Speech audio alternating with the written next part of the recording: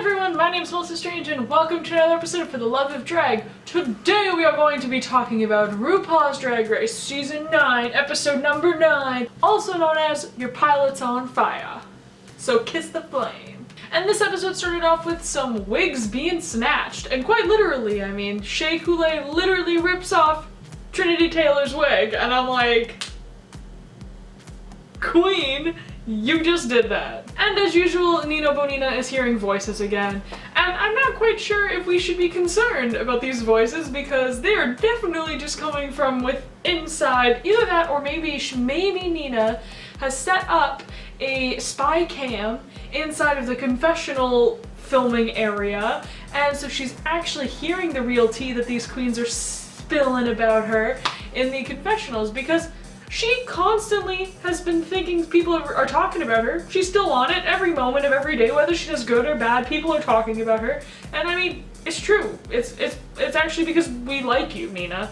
So, man, those voices though, she's gotta hit mute sometimes and just breathe. Before we continue with this week's episode, let's go back to last week's episode. Pheromone was eliminated after that sad roasting episode. And I'm gonna read you a comment from last week's video. If you want me to read your comment next week, make sure you leave one down below. This week's comment comes from Kai Lindley. If I'm saying that wrong, I'm real sorry. So Kai Lindley says, some of the eliminated queens would have killed this challenge though, like Charlie Hides, James Mansfield, and Eureka. I agree, this episode was a bit lackluster, especially without a runway, but hopefully it gets better from here and throughout. Agreed. I definitely agree that Charlie Hides, Eureka, and who was that on? James Mansfield would probably have made the roast funnier. I don't know about James. Y'all know I don't really like James, so I definitely think Eureka would have made the roast funny, and Charlie, because Charlie's got an older sense of humor, and that probably would have worked well considering Charlie is about the same age as Michelle, you know? Quite a few people have been saying that the season has been lackluster. I don't know if it's because it has switched to VH1 and like certain things have changed or what's going on or budget cuts or what happened or whatever. It's still a great damn TV show, you know? Like, I don't want people to think that I dislike the show because I have said more than once now that I'm not, like, super impressed by certain episodes, but, like, it's still killing it, and I think this episode, not the last episode that this comment is from, but I think this episode, episode 9, it was good. This episode has some drama, but let's get into this episode, okay? This week's Maxi Challenge is an interesting one. The queens are going to have to write, create, and star in their very own TV pilots. They can do whatever they want, but they have to be in teams of 2, 2, and 3. And quickly, Shea Coulee and Sasha Velour team up, and I'm like, yes, they're gonna win. Hands down, they are hilarious together. They will win. Their chemistry is so good together. Like, post-Drag Race, I'm looking forward to seeing them. They should tour together and do something together, kind of like a Rolaska Talks, AAA Girls, Heathers, whatever. Like, the cliques that happen sometimes during Drag Race, they need to travel, the two of them, and do a show, because they're hilarious together. They were different in a lot of ways, but it just really works. We'll talk more about it later. And then Alexis and Trinity pair up and grab Peppermint as their team of 3, leaving Valentina and Nina Bonina, voices in her head Brown, to pair up as the final 2 and be the 3 teams. We get to see a little bit of the queens filming their TV pilots, and for the most part, you can tell it's a little shaky, it's a little rocky, but for the most part, most of them know what they're doing. Except for when it came to Nina and Valentina, who said that they were just going to improv majority of it. It's probably gonna hurt them. I mean, they're not really, it's not meant to be an improv type thing. There needs to be some structure, so I'm kind of worried for the 2 of them. But I could literally listen to Carson Kressley laugh and choke over and over again. That was so like adorable that he was just like laughing so hard that he was choking. I mean, I'm the kind of person who laughs so hard that they cry, but laughing so hard that you start choking, that is next level Carson Kressley.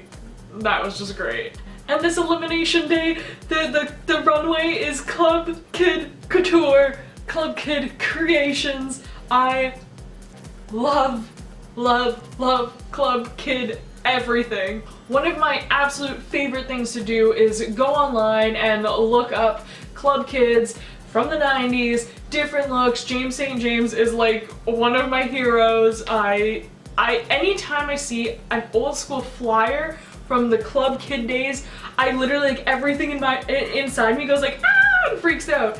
Now, some of you know that I used to be in a glam kind of band, and we used to dress up a lot, and we had our party monster phase. So anything Klub Kid, I just love it so much. So this is like, literally, I had already heard that this was going to be a runway of this season, and I have literally just been like clawing and chomping at the bit, waiting and waiting for this episode, just for this runway. And I'm like, yes, bring it, serve it up on a platter. Smell like Klub Kid, not fish. Let's do this. Oh, so let's just talk about the runway looks real quick here, because I could talk about them literally all day long. One of my favorite runways. Let's spin in a whole circle for this one. One of my favorite runways ever. Come on, keep spinning. Ever. And it started off with Sasha Velour. She was clowning around in some creepy clown, couture, Klub Kid, killing it look. Definitely something that you would see during the Klub Kid craze. It nailed it. Oh, Shea Coulee. Shea Coulee. That was Shea Cool, eh? That was me trying to be like Canadian, cool, eh? Canadians say eh, I'm Canadian, and Coulee, cool, eh? Anyways, I don't even know where my brain just went. Let's bring those thoughts back in. I loved her freaking look, okay? I freaking love Shea Coulee's look. If I personally was going to do Klub Kid realness, I probably would have gone with something that Shea Coulee did, or something that Trinity Taylor did. Personally, that's just what I liked the most out of everybody's, but we're gonna keep going through because these were some crazy killer cool Klub Kid looks. But I will say, when Shea Coulee was hot gluing her like eyes shut or whatever she was doing, putting on her look, I was living. I was like, this is dedication. Bitch is literally putting hot glue on her face. Have you ever gotten that on your hands? That hurts. Get it on your arm or somewhere? That hurts. On your face? Champion. Professional. A queen. Nina Bonina skeleton. From here up, amazing. Epic. Beautiful. Could literally die just for the neck up. The neck down though, unfortunately kind of fell flat. Literally flat, as in Nina Bonina was flat, like chested, because it was just Nina's body. And she painted on, like, she went from this like crazy detailed skeleton to like this basic ass, like 3 ribs and a shite heart. It was not good from the neck down. Neck up, amazing, amazing, creative, beautiful paint job. Neck down, clearly she ran out of time. Also, I was kind of surprised that we don't hear the judges say anything about her serving too much boy. Maybe because it was a Klub Kid week, they weren't gonna call that out, but usually if you're basically just your boy chest and you don't do anything like that, and you're really like visually looking like a male, they usually call you out and they're like, this is Rupaul'S Drag Race, not whatever. Like when, you know what I'm talking about. It's happened before, like when Alaska showed up for the Maxi Challenge as a boy. What was it? Oh, how am I forgetting? What did she call herself? She was basically Pee Wee Herman. Bob? Billy? Oh no, I can't remember. This is gonna drive me crazy. I'll figure it out, and I'll figure it out later, and I'll feel better.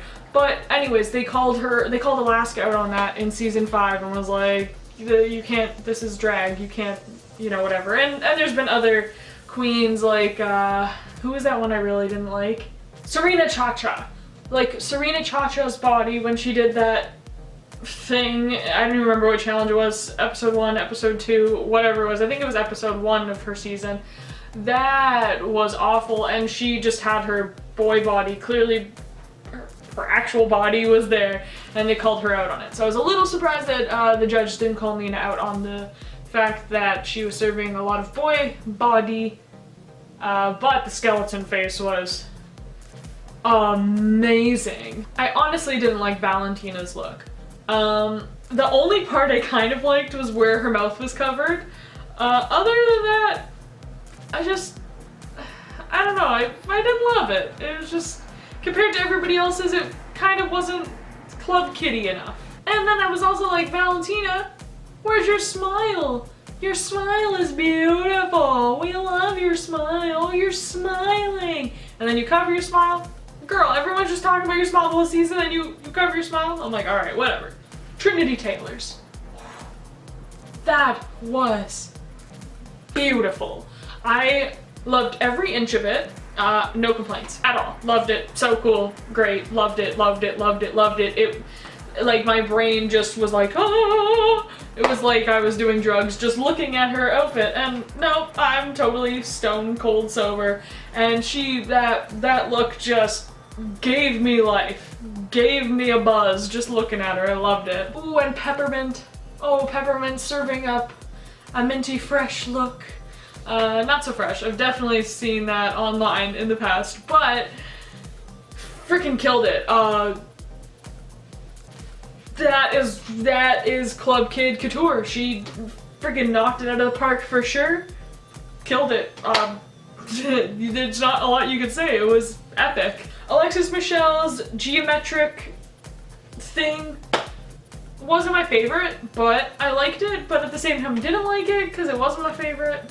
I don't know. It was just somewhere in the middle. I liked it more than I liked Valentina's, but I didn't like it as much as I liked some of the other ones. But creatively, it was still really good. So then we get to watch the pilots. And we have Teets and ASCII, which is Shea Coulee and Sasha Velour's pilot.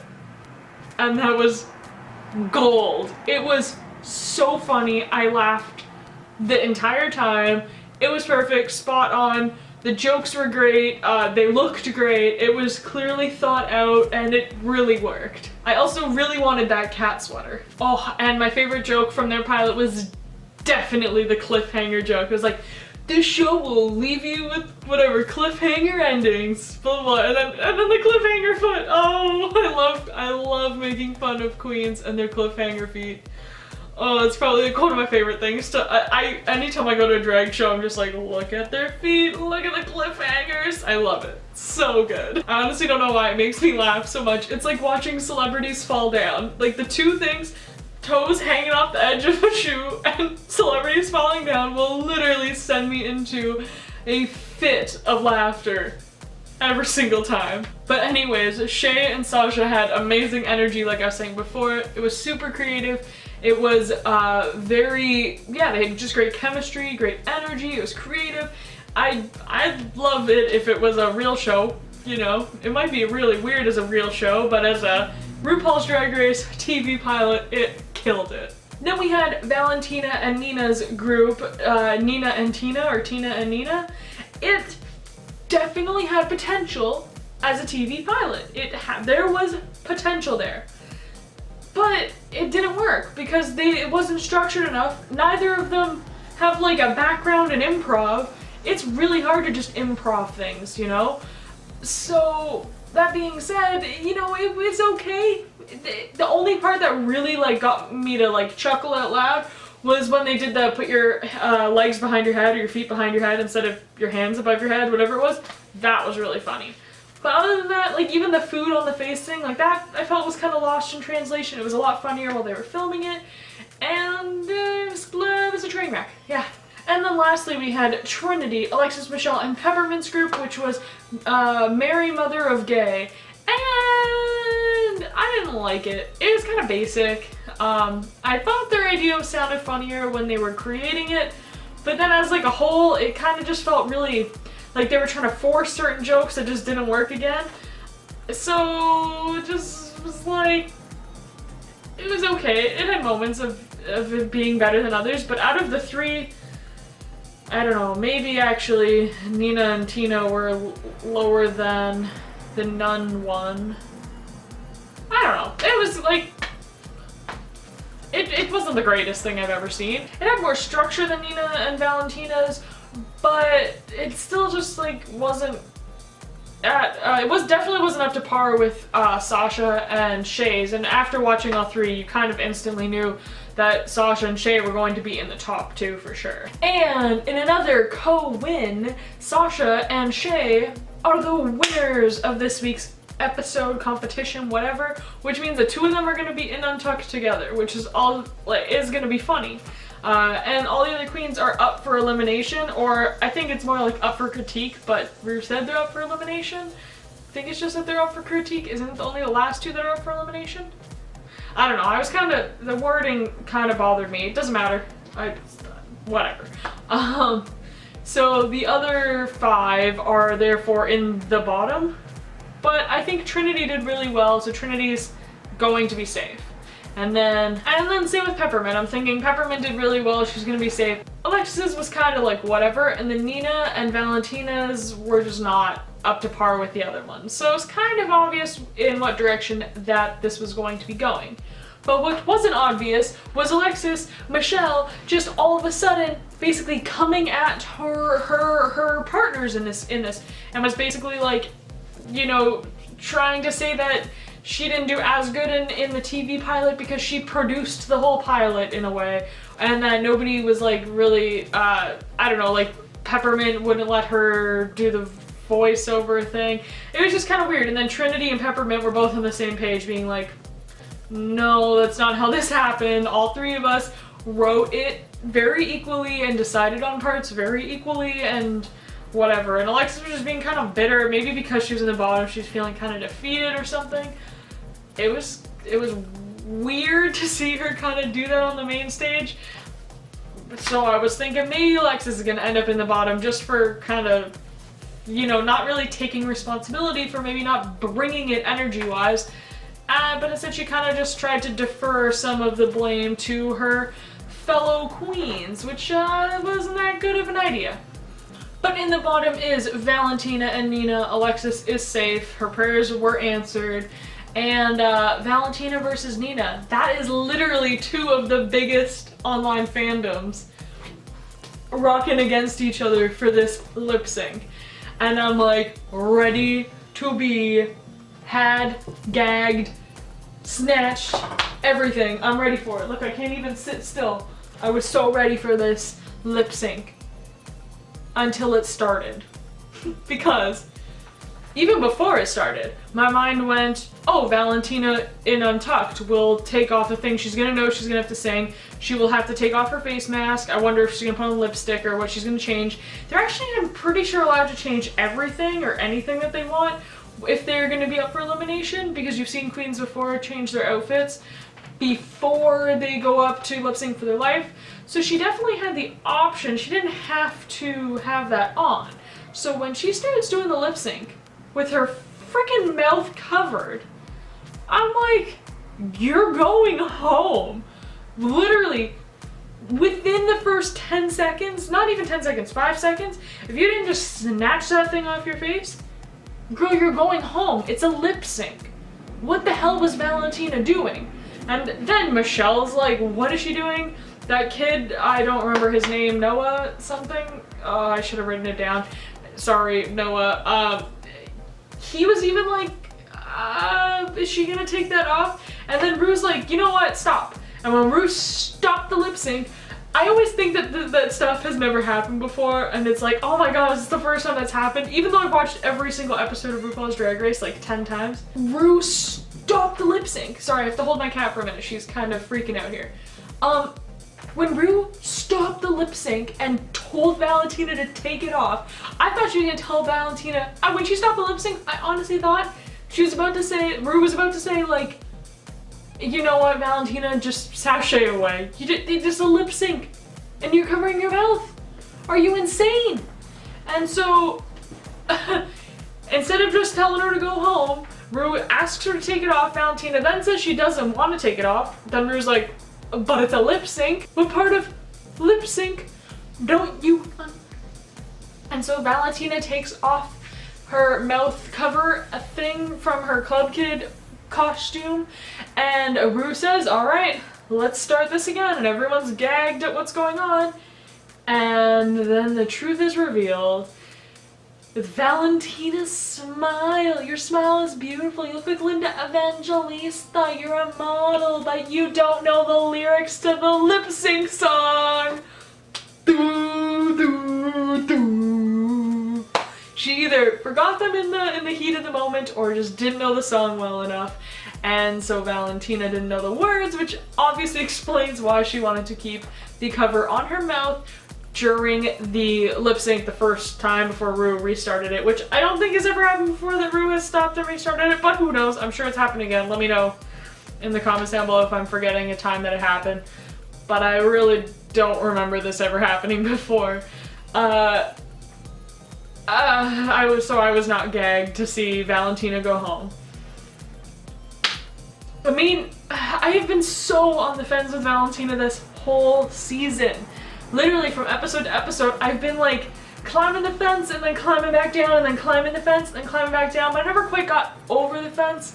There was a moment during Snatch Game that I really did like for Snatch Game, Valentina's Snatch Game, and so in that moment I was saying, like, you know, I like Valentina, I'm a fan of her, this is great, her Snatch Game was awesome. But then looking back at it and rewatching the episode, I think I gave her a little bit too much credit, to be honest. But overall, the judges really liked her, fans really like her, so I am shocked to see that this is the way that Valentina goes home. Now, I don't know if they are going to bring queens back for whatever reason in the future of this season, you know, sometimes they do that. Maybe in that case, Valentina will come back or Aja will come back. But I was kind of surprised to see that this is how Valentina ended in a way. But at the same time, I'm pretty sure I called it in my predictions video that she wasn't gonna make it to the end. So I'm fine with seeing her go. But that was kind of, you could tell she was embarrassed or disappointed with herself about it, so I'm not gonna rip into her too much. Clearly that was a situation that happened. And let it be a lesson to queens in the future to know the song, and even if you don't just cover your mouth. I mean, she was trying to do some of the words, and then the ones that she didn't know she would cover with her mouth or do this, or, you know, I didn't know if she watermelon cantaloupe too much across the stage, but she sashayed home away, sashayed away, bye bye. So yeah, this episode was, there was some really good parts. There was some drama for your mama Ru, actually. And it was overall, I thought, a fairly good episode of this season. There was a lot going on. And yeah, let me know in the comments down below who your favorite Klub Kid look was. Also, leave me a comment about this episode, or like I said, has Ru ever restarted a lip sync? I really can't remember right now. Oh, she probably has, whatever. Let me know in the comments down below, because I can't remember at this moment. And also, have y'all seen the Alaska Thunderfuck Pound Cake doll? Oh, I am sorry, but I have to get myself one. I am going to go see Work the World, the big drag show. It's literally next week, Friday, in my city. I've had tickets for months. I'm going to pick up all the new merch that I can, because y'all know I have been re-wearing my drag queen merch, and hopefully they sell a pound cake doll there. If they don't, I will have to order it online, but I am going to get one and play with it. It looks so good. I mean, if y'all want to buy me one, you could do that too. You could just email transfer me some monies, because I'm a little broke at the moment and I gotta buy some merch next week, but anyways, I will eventually get it. But if you could definitely subscribe to my channel, because that's free, that's something you could do, and that'd be super awesome of you to subscribe and hit the thumbs up. Yeah, and I will see you guys a week from right now with another episode of For the Love of Drag, recapping and reviewing RuPaul's Drag Race. Next week it'll be season 9, episode 10. We're coming to an end of this season, I'm pretty sure, but there will be more tea to spill and more drama to unfold. So yeah, subscribe, stay tuned. Thanks for watching this video once again, everyone. My name is Melissa Strange, and until next time, stay strange.